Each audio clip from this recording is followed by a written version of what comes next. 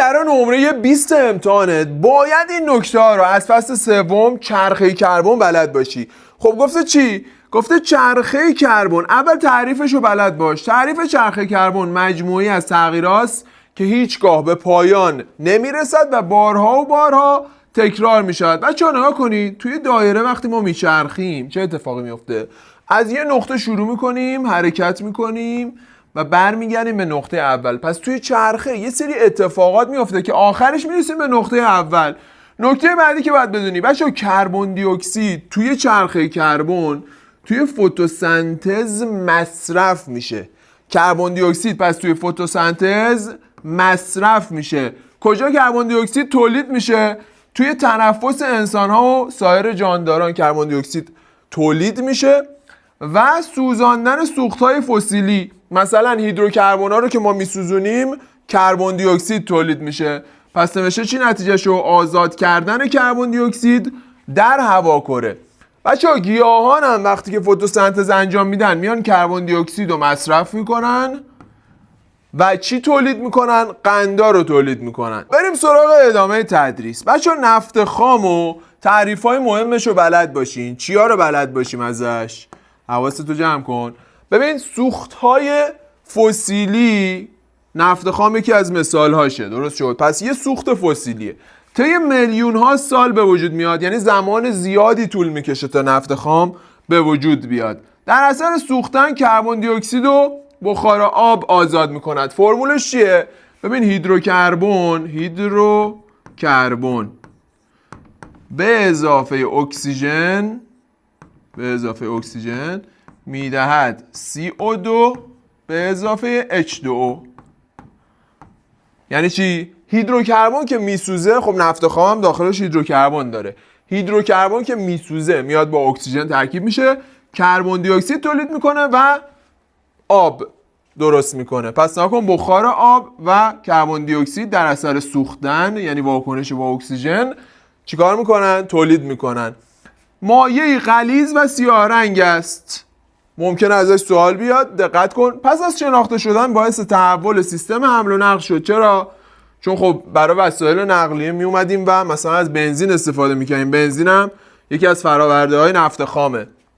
نکته بعدی، 80% نفت خام، بچه اینجا خیلی مهمه، صرف سوختن میشه. یعنی چی؟ تولید مثلا انرژی، درست شد؟ پس ناکن گفته تولید انرژی و مابقی صرف ساخت مواد دیگر میشود. اگر توی امتحان اومد 80% نفت خام صرف ساخت مواد مثلا ارزشمند میشه، میگی اشتباه. 80%ش صرف چی میشه؟ صرف سوختن یا تولید انرژی میشه. پس ممکنه جای این دوتا کلمه رو با هم دیگه عوض کنه. نکته بعدی، یکی از مهمترین مواد شیمیایی است که بیشترین مصرف رو در صنایع گوناگون دارد. بله بچه‌ها، توی صنعت‌های گوناگون خب از نفت خام استفاده میشه و مثلا میان پلاستیک تولید میکنن و الی آخر. باعث افزایش جمعیت جهان و گسترش فناوری‌های جدید شد. نفت خام بچه‌ها کلاً کار انسان‌ها رو ساده کرد. باعث رشد صنایع غذایی، دارویی، بهداشتی و کشاورزی شد. این نکته هم براش بلد باش. بریم سراغ نکته بعدی. هیدروکربن بچه‌ها، میخوام تمام نکات هیدروکربن رو کامل برات تحلیل کنم. هیدروکربن بچه‌ها اصلا چیا داره؟ ناکن شامل کربن و هیدروژنه. پس هیدروکربن چیا داره؟ کربن، هیدروژن. اصلا اسمش روشه، هیدروکربن. این هیدرو کربن، معذرت میخوام، هیدروکربن. ببین هیدروش از چی اومده؟ آفرین، هیدروژن. کربن هم دیگه خودشه دیگه، کربن. پس هیدروکربن ها چیا دارن؟ هیدروژن دارن، کربن هم دارن. حالا تعداد این هیدروژن و کربن فرق میکنه تو هیدروکربن های مختلف.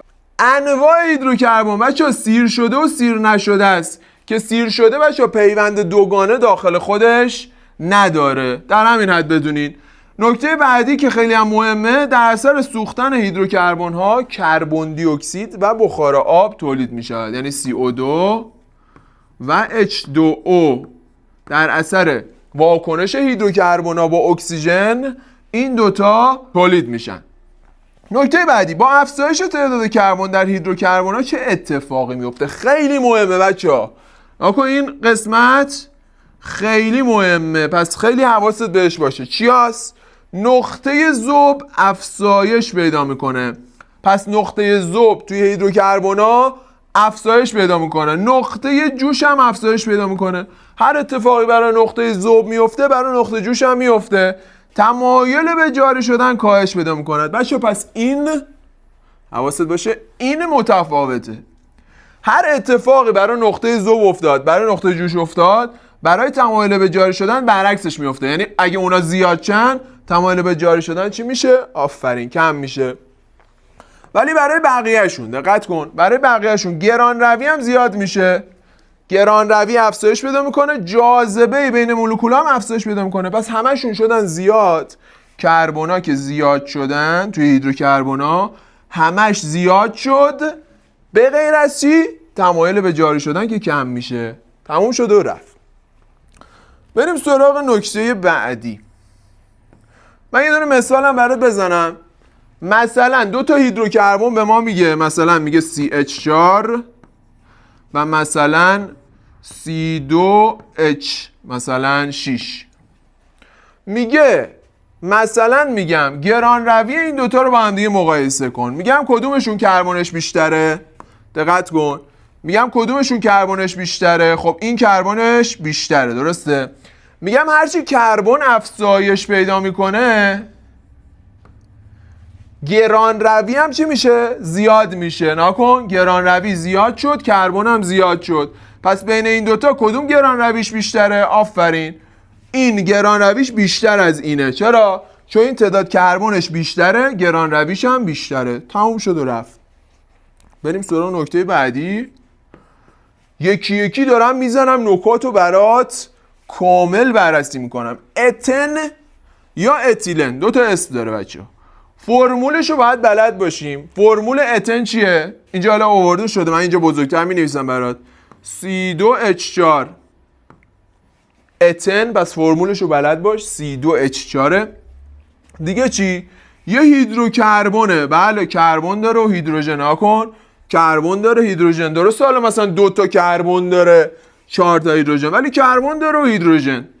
گازی بیرنگ است. اگه تو امتحان گفت گازی مثلا زرد رنگ است، مثلا میگه زرد رنگ. تو امتحان گفت زرد رنگه، میگی نه اشتباس. آیه اسکری تاکید کرد گازی بیرنگ است. نکته بعدی، به طور طبیعی به وسیله برخی از میوه‌های رسیده مانند موز و گوجه فرنگی آزاد میشود. بله بسیار عالی. و واکنش تشکیل پلی اتن هم بچه باید بلد باشید.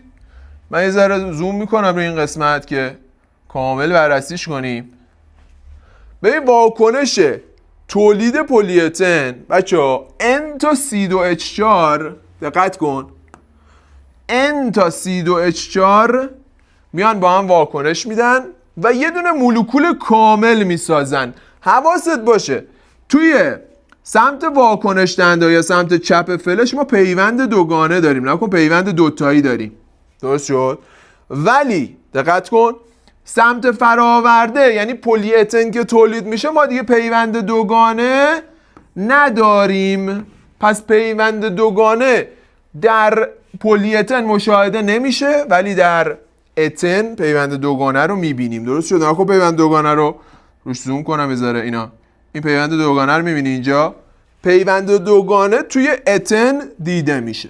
فقط حواست باشه ظرف باید چی باشه؟ دربسته باشه تا واکنش تشکیل پلی اتن انجام بشه. اگه بگه ظرف درباز میگه اشتباه. ظرف باید دربسته باشه. و گفته چی؟ گرما داده بشه به گاز اتن. پس باید چی؟ گرمش کنیم گاز اتنو. پلی اتن ساخته میشه و واکنش پلیمری شدن انجام میشه.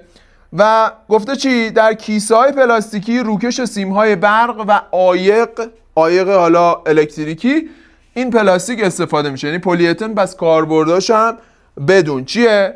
کیسه‌های پلاستیکی روکش سیم‌های برق و عایق الکتریکی. اینم براش حتما حفظ باش. بریم سراغ نکته بعدی. نکته بعدی بچه‌ها ویژگی‌های پلاستیک. ویژگی‌هاشو همینجا حفظ کن. چی هست؟ عمر طولانی دارد، ارزان است، استحکام بالا دارد و در طبیعت به راحتی تجزیه نمیشه. باید چندین سال بمونه توی طبیعت تا تجزیه بشه. بسیار عالی. حفظیات مهم کتابت. بچه‌ها کامل برای جمع‌بندیش کردم. کامل نکاتش رو حفظ باش. مقایسه میزان تولید کربن دی اکسید. بچه‌ها اینا رو حفظ باش. دقیقاً از همه بیشتر زغال سنگ، از همه کمتر باده. دقیقاً طبق این ترتیب حفظ کن. ولی از همه مهمتر اینه که زغال سنگ از همه بیشتر و باد از همه کمتره. نکته بعدی ادامه حیات جانداران به رعایت توازن. این کلمه رعایت توازن خیلی مهمه. در چرخه طبیعی بستگی دارد. افزایش کربن دی اکسید در هواکره باعث افزایش دمای کره زمین میشه. بله کربن دی اکسید که زیاد میشه دمای کره زمین هم افزایش پیدا میکنه. برای همینه که یخ‌های قطبی داره چی میشه؟ ذوب میشه چون دمای زمین زیاد شده. تقطیر ساده برای جداسازی دو مایع که اختلاف نقطه جوش آنها زیاد است. کلمه زیاد مهمه استفاده میشه. این کلمه تقطیر ساده ممکنه جا خالی توی امتحانات بیاد. حواست باشه. از برج تقطیر برای جداسازی اجزای مختلف نفت خام استفاده میشه. برج تقطیر هم پس حفظ باش.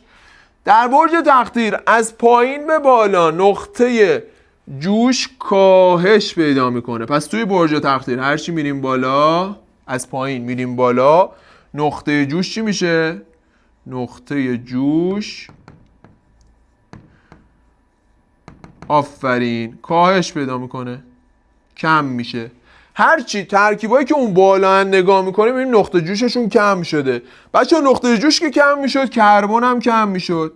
هرچی میریم بالا کربن هیدروکربن ها کمتر میشه توی برج تقطیر و نقطه جوش هم کمتر میشه. گران روی چی میشه؟ آفرین گران روی هم کمتر میشه. چی زیاد میشه هرچی میریم بالا؟ آفرین تمایل به جاری شدن زیاد میشه.